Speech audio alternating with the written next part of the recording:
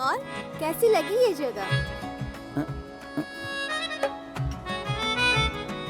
बवाल मैडम, बवाल। है ना? जी, सब सुंदर है मैडम, सब। एक्चुअली ना, ये मेरी फेवरेट जगह है।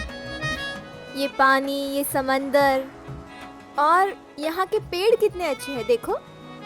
अच्छे है ना? कमाल की हरियाली है मैडम, कमाल की। ऐसा हरियर पेड़ हम आज तक नहीं देखे।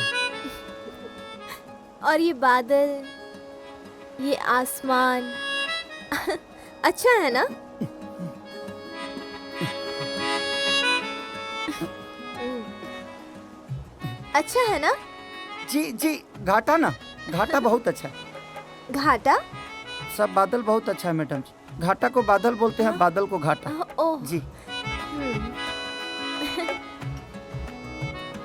देखो ना, ये बादल कितने अच्छे हैं, ये तेज हवाएं, ये आसमान।